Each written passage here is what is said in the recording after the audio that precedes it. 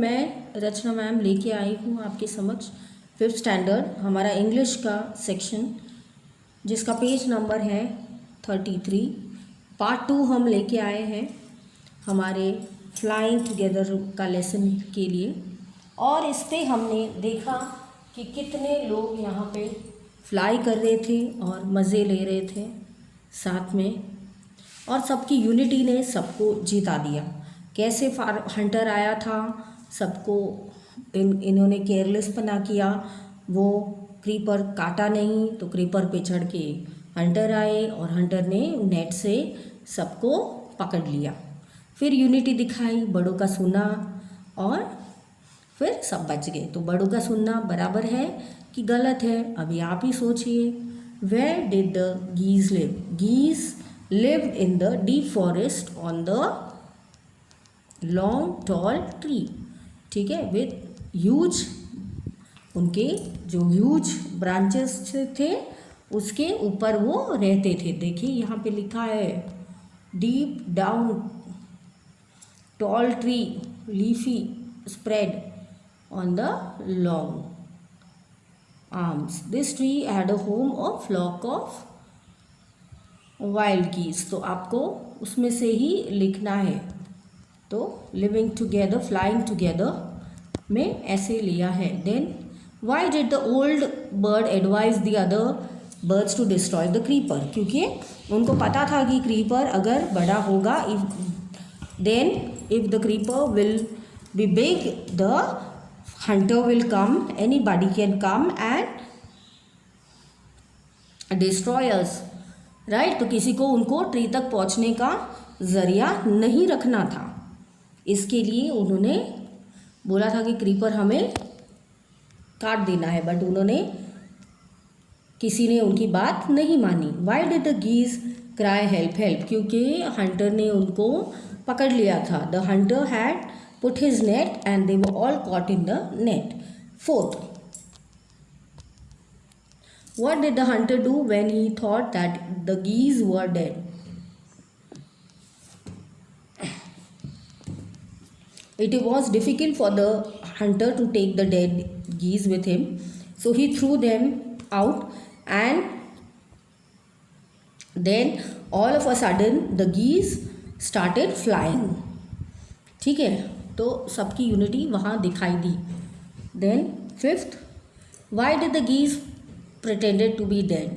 Because dead geese were not at all useful for the hunter, so they pretended to be dead and they listened to the old geese who was present with them. तो जो uncle गीज थे उनकी बात उन्होंने मानी। तो 6th वाला है, describe one incident when you get into trouble because you did not do the homework on right time. तो जब टीचर आपके पास आई और उन्होंने देखा कि आपने होमवर्क नहीं किया और आप फंसे, तो कितना बुरे हाल हुए। तो ये आपको अपनी तरह से लिखना होगा। State whether the following statements are true और false. The tree was the house of the flock of parrot. No, wrong. It was the geese who was living there. The wise old bird wanted the creeper to be destroyed. Yes, so true. The hunter climbed the tree with the help of the ladder. No, with the help of the creeper. Okay, so that you have to say. When caught in the net, the foolish birds began to weep. Yes, they started to weep too. क्योंकि अब उनको कौन बचाएगा, ऐसे उनको हो गया था, राइट। तो true. Then the wise old bird help them to escape. तो उनको एस्केप करने को वो हेल्प किया। Yes, true. तो 33 पेज यहाँ पे कवर होता है हमारा। नेक्स्ट पेज देखते हैं 34।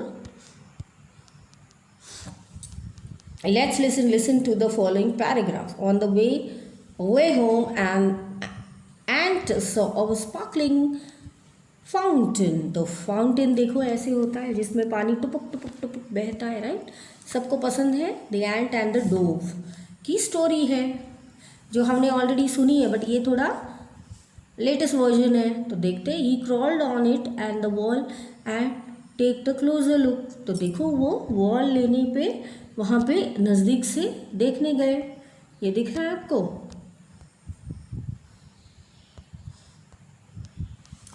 फिर suddenly he swift and fell into the water, he growled and panicked and wave the legs in the air, वो लेग्स और हाथ पैर सब झाड़ने लगे कि मुझे कोई आके बचा लो, मैं तो फंस गया हूँ, अरे बाप रे मुझे निकालो यहाँ से। Help and I can't swim he cried, I can't swim, मुझे तैरना नहीं आता, मैं मर जाऊँगा, मुझे उठाओ।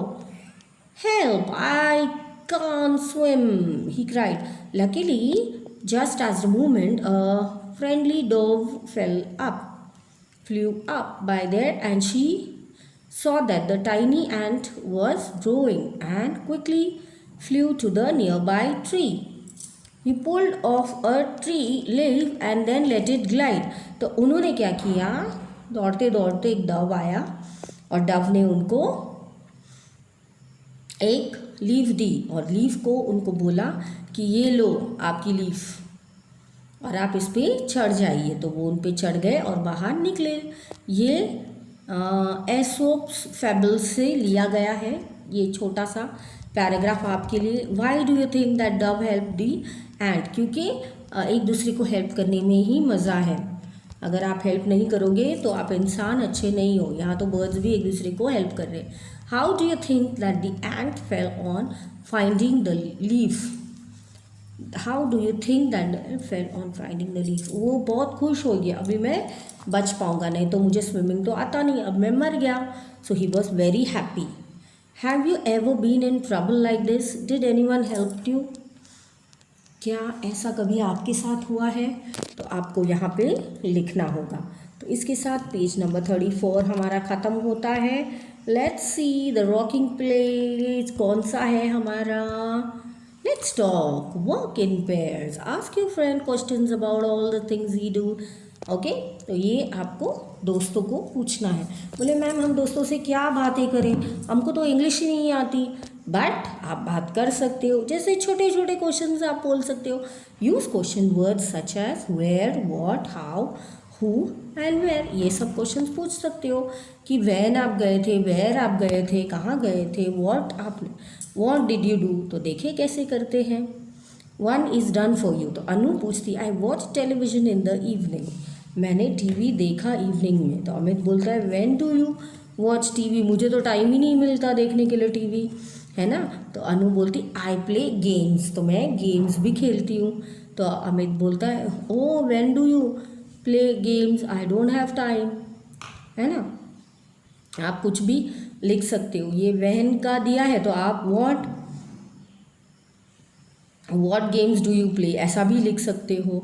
अनु बोलती है आई कलेक्ट स्टैम्प्स, तो आप हाउ मेनी, कोई दूसरा क्वेश्चन ले सकते हो आप, कोई दूसरा, जैसे व्हेन हो गया है तो आप यहाँ लिख सकते हो how do you collect the stamps, और from where do you collect the stamps, anybody gives you, I search it, मैं कहीं से खरीदती हूँ।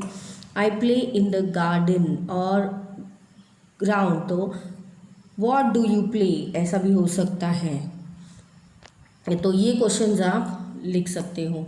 On Sunday I go shopping, तो आप बोलेंगे who will go with you, who else will go with you for the shopping, ऐसे करके क्वेश्चंस आप पूछ सकते हो।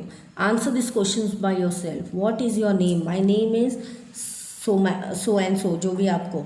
What languages do you speak, I speak English, Hindi, Marathi, Gujarati. Okay, I speak 4 languages. How old are you, I am dash dash years old, आप बोल सकते हो। इतना तो आप बोल सकते हो। Which is your favourite food, my food is Punjabi food. I love Punjabi food to eat.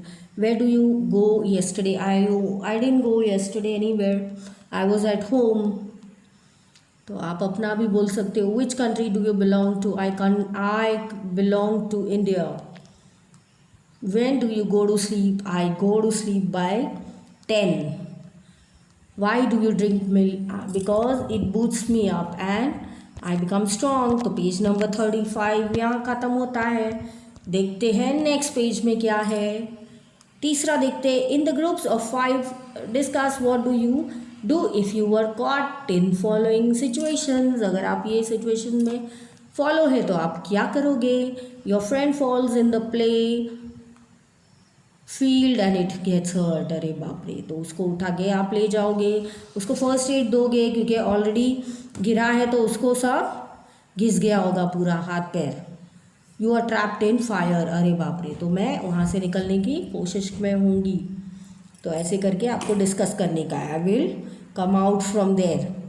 If you are stuck in a traffic jam so I would always want कि कब ट्रैफिक निकले और मैं कब यहाँ से निकलूँ. उसके लिए मैं क्या क्या करूँगी. कुछ नहीं कर सकती क्योंकि आप वहाँ 1 इंच भी खिस नहीं सकते हो. तो वहाँ क्या करोगे आप. Let's write. The words in the clouds describe something और the something new in the story. Name them and the blanks and provided. Make sentences of your own with the words given in the words. तो wise माने that my क्या बोलेंगे. Wise my teacher is very wise. Some boys are very careless. उनको उनका पढ़ाई का बिल्कुल भी पता नहीं चलता. थिक एंड थिन मतलब मैं आपका I will follow you in thick and thin. अगर आप दुख में भी सुख में भी आपका मैं साथ दूंगी. Foolish. She is very foolish to complete his work. कुछ पता ही नहीं चलता. फूलिश गिरी करता रहता है, हंसता रहता है, खेलता रहता है, पर पढ़ाई के अलावा हर चीज़ वो करता है. Tall. Mister Amitabh Bachchan is very tall. तो इसके साथ हमारा 36 पेज तो ख़त्म हुआ है. नेक्स्ट हम देखेंगे 37 पेज. तो बहुत बहुत बाय बाय सबको. प्लीज़ इसको 5 बार रीड करना और लिखना रफ में और 1 बार फेयर में लिखना. बहुत ही मेहनत करके मैंने आप तक ये वीडियो पहुंचाया है और आपको मैंने बहुत ही आसान करके सिखाया है. आप प्लीज़ इसको फॉलो करना. मिलते हैं नेक्स्ट सेशन में.